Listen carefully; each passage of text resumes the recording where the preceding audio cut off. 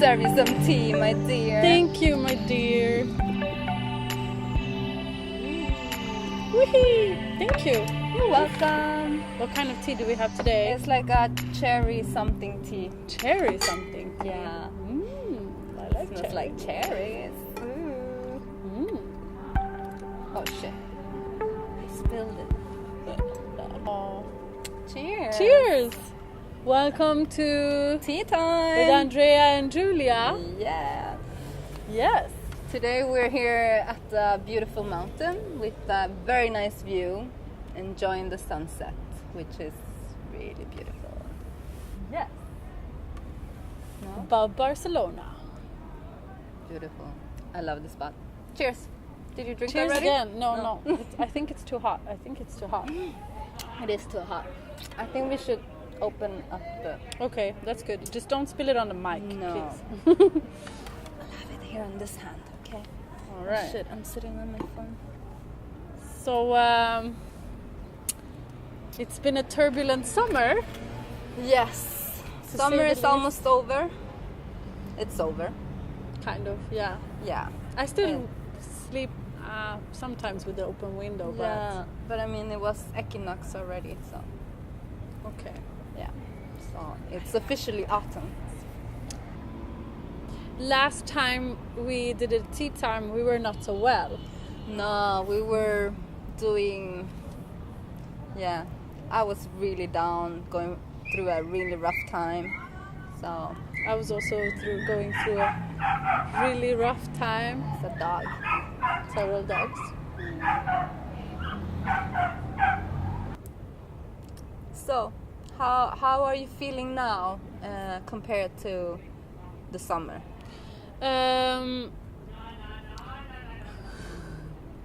I've been going through a lot of changes in my mind, and okay. One thing that happened this summer is that I read a book that I should have read a really long time ago. You have talked about it. Our other colleague that was sitting next to us was talking about it. It was like, Julia, you have to read this book. Emma was talking about it, and in the end I was like, okay, this book is everywhere, it keeps reoccurring, so I have to read it. It's called The Power of Now By Eckhart Tolle. Yes. And yes, it's a book that we're not going to tell you the whole book, but I'll tell you what I learned, because you read it a while back. Yeah, I read it. I think I discovered it in Kathmandu. I bought it. I was in Nepal, and yeah, what a better place than Nepal to start reading The Power of Now, with the views over the Himalayas. Oh my God. Yeah, it was that. Yeah, that really changed everything in me. It was wow. It was a real gift, that book. So yeah, that was the first time I read it, and then, well, I read it a couple of times. The thing is that I have a really bad memory. You have to read this book a couple of times, though. So it's like, yeah, I need to read it. Yeah, I think it's soon time to read it again. Yeah. Yeah. I just read it 2 months ago, and I will read it again now because it's so good. I didn't have such a magnificent views. I read it with the views of my bed and my messed up room, and I sat in bed for a couple of days and I read it, and so The Power of Now, let's break it down a little bit. It's about it's breaking down, it's explaining how the mind works, how because sometimes, most of the time, we are caught up in these automated chains of thought, like worries and regrets and fears and stress. The And monkey mind. The monkey mind. Yeah. And you either live in the past, dwelling on the past, or anxious about the future. Yeah. And you forget to be in the present, in the now. And that's essential. That's like, that changes everything in your life, because then you're just present. But being present also means I mean, not being constantly, like you can sit and read on the internet, and all that is not being present.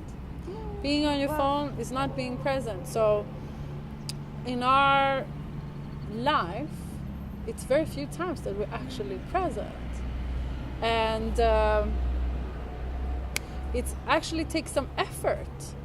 A lot of effort. The main thing is learn to be present. Don't be dwelling about the past. Don't be worrying about the future. You know, this causes anxieties, and the past causes depression. So the only way to actually be happy is be present and live the now. And what I did was this, like, even when I was like washing dishes, whatever I was doing, it was just like, do it with love, put all of myself into that, so I really enjoy what I'm doing. I'm present in what I'm doing. I'm so aware of what I'm doing, and I enjoy it, and it just changes like my whole energy, like everything. And my mind is not going away because I'm so present in every movement I'm doing, and it's really a gift. It's a gift. A present. It's a present of now. Yeah. There's something that Eckhart Tolle describes. He describes two different kinds of time. One kind of time is functional time, if I remember correctly now. Functional time is okay, knowing that today at 7 I'm going to meet Andrea, or next week on Monday I'm going to work. This is practical. This is like something we need to live in the modern society, but also time is just an illusion, and it's all relative. So yeah, that's a different tea time for that. But yeah, basically. And then there's psychological time, because the only time that actually is now. There's no time. The past, the future doesn't exist. It's only now. But that's very like crazy. It only exists in our minds. Yeah.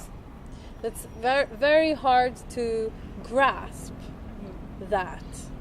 Read the book for that. But psychological time, and this is what really changed a lot for me, understanding psychological time. And the psychological time is what's in your mind. Like illusion. Future, because it's just, we're thinking about the future. Doesn't exist.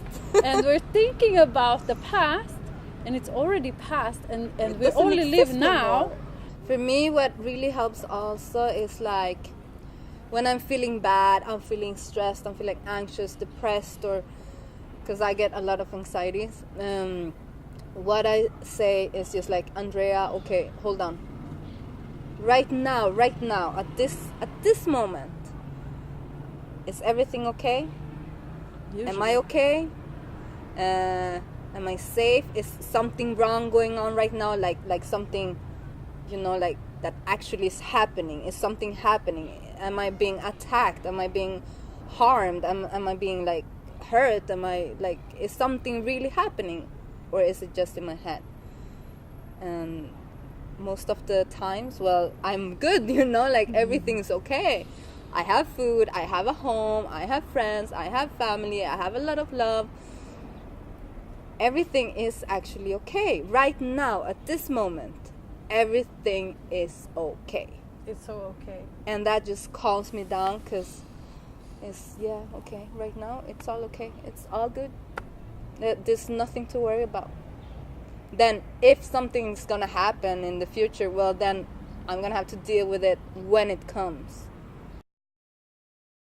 So the camera died in the middle of it all when we were explaining. Yeah, so I was just saying that there's no point on worrying about the future problems or pain or whatever, because it's not happening at this moment. So just deal with it when the moment comes, and when shit is actually happening to you, like real shit. Then you better be present, because then you solve everything. Because when you're present, you have much better ideas than when you're all crazy in your head. Yeah, you got your mind clear, and that's good. you need clarity to solve your shit, man. And what we were also saying was that most of the time, or a lot of the time, when we're all up in our heads, we are doing so because the present situation we're in sometimes is too painful, because maybe we're lying to ourselves, maybe we're lying to everybody around us, avoiding stuff, or being in a bad relationship and we're not really honest about it, and then we get stuck in different situations, or like you hate your job. There's a lot of reasons to avoid the present. Yeah. And when we do, we can avoid it by distracting ourselves, procrastinating, drinking, addictions, all kinds of addictions, smoking, everything. Playing games, everything that distracts your mind and your soul to confront your real emotions. Yeah, that is no good. That's just you avoiding what you really have to deal with, right? For sure, but it's really hard not to avoid it because it's difficult. But what I realized, I'll tell you, that it's much more fun to deal with it. It's like a game. It's like, oh, today I'm gonna open this envelope and see how much I have to pay for my bill. Oh no, that's never fun. No, but actually, if you actually start doing the difficult stuff, you feel relief. Yeah. So when you're doing all the other things that you're doing to avoid the things that you're supposed or you kind of have to do to get further in life, you actually enjoy it. Yeah, you actually enjoy doing stuff. Yeah, exactly. Because you're not filled with guilt. Yeah, you're doing it just for pleasure, not to just numb your emotions or to avoid the pain and your current present situation. Right? Right. I agree. Yeah, so just deal with your shit when it's time to deal, when the shit is happening right now at this moment. And then it won't like add up, and then you just like blah, explode, and then that sucks. That really sucks. Yeah. So just we do that. Deal with it little by little. When it's coming, deal with it. Don't let it add up, and you'll be happier. You'll be like you won't be feeling this weight, And because sometimes it adds up.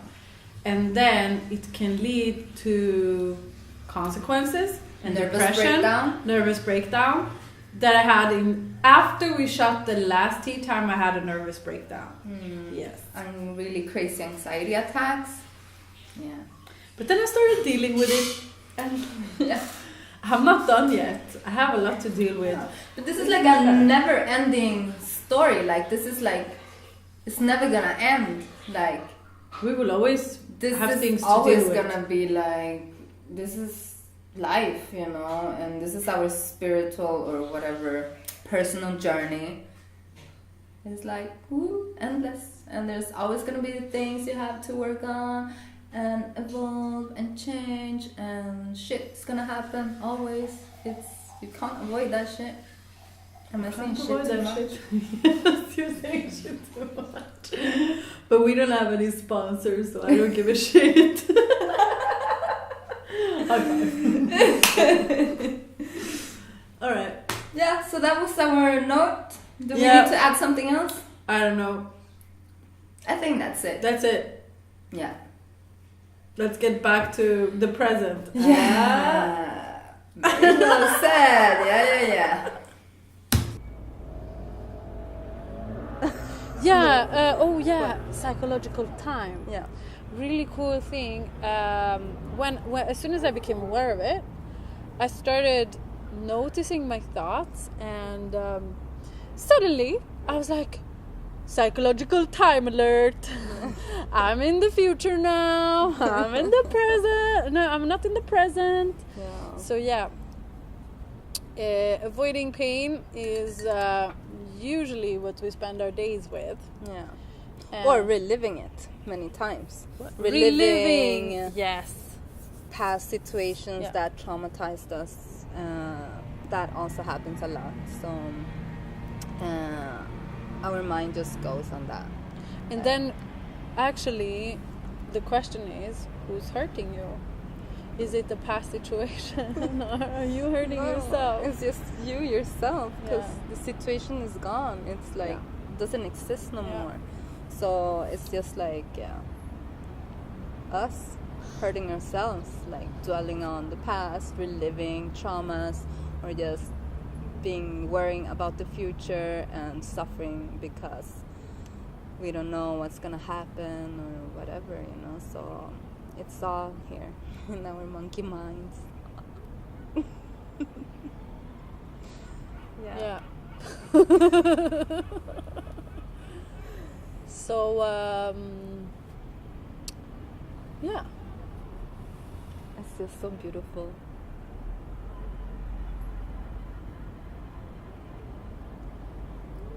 It looks like a star.